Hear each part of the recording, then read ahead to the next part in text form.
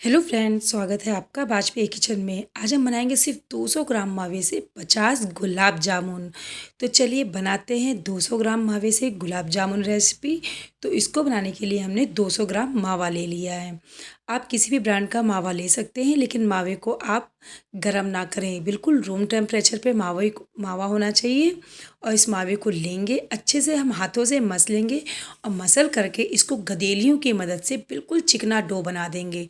जैसे आप रसगुल्लों में पनीर का डो बनाते हैं, पनीर उसी तरीके से हम यहाँ पर मावे को भी मसल मसल करके एक डो बना लेंगे। अब यहाँ पे हमने half tea spoon baking powder डाला है।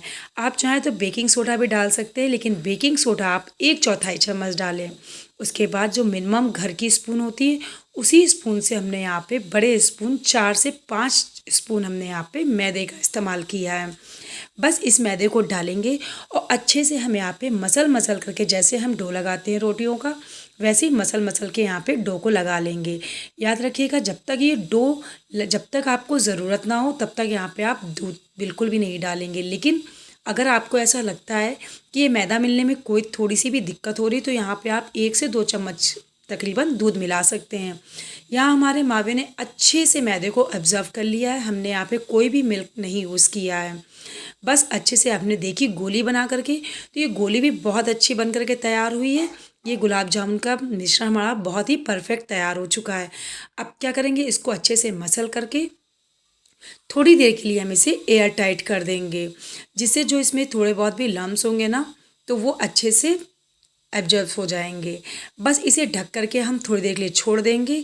इसके बाद हमने एक कटोरी ली है, उस कटोरी के नाप से हमने यहाँ पे 1 कटोरी चीनी और 2 कटोरी पानी ऐड किया है। अब हम इसकी चाशनी तैयार करेंगे। यहाँ ग्राम के हिसाब से देखेंगे तो हमने यहाँ पे 200 ग्राम मावा लिया था, तो हमने यहाँ पे 200 ग्राम ही चीनी का इस्तेमाल किया है। जैसे चीनी मेल्ट हो जाएगी और इस चाशनी में हल्का सा बॉयल्ड आ जाएगा, तो यहाँ पे हमने हाफ टी स्पून इलायची पाउडर डाला है। यहाँ पे आप चाहे तो केसर का भी इस्तेमाल कर सकते हैं।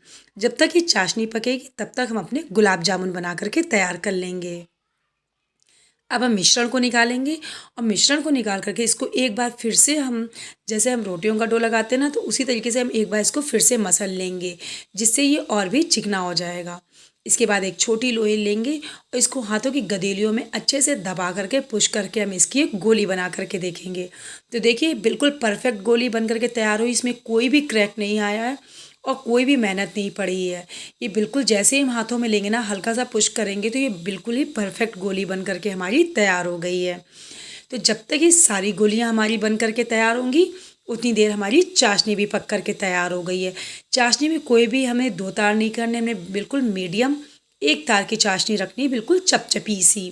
तो ये देखिए, हम हाथों से चेक करेंगे तो ये बिल्कुल चिपचिपी सी चाशनी तैयार हो गई है। इस स्टेज पे हम इसकी गैस की फ्लेम को ऑफ कर देंगे और एक प्लेट की ढक्कन से हम प्लेट से हम इसे ढक करके रख देंगे, जिससे ये जो चाशनी है ना, वो गर्म बनी रहे।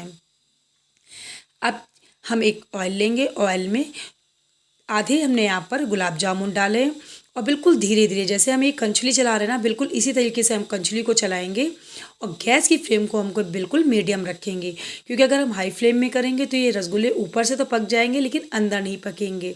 और अगर हम ज़्यादा तेज़ स्पैचुले को चलाएंगे तो ये रसगुल्ले हमारे फट सकते हैं। तो हम क्या करेंगे, बिल्कुल नीचे से धीरे धीरे करके इन रसगुल्लों को बना लेंगे और एक प्लेट में निकाल लेंगे। अब जो बचे हुए रसगुल्ले थे, हम इस सेम स्टेज पे उन्हें निकालने के बाद इसे डाल देंगे। अब ये चाशनी हमारी बिल्कुल गरम गरम सी चाशनी है। गरम चाशनी में हम इन रसगुल्लों को छोड़ देंगे। अब बस इसके बाद हम अपनी प्लेट ढक करके इसको तकरीबन आधे घंटे के लिए छोड़ देंगे। आप चाहें तो इसे ओवरनाइट भी छोड़ सकते हैं।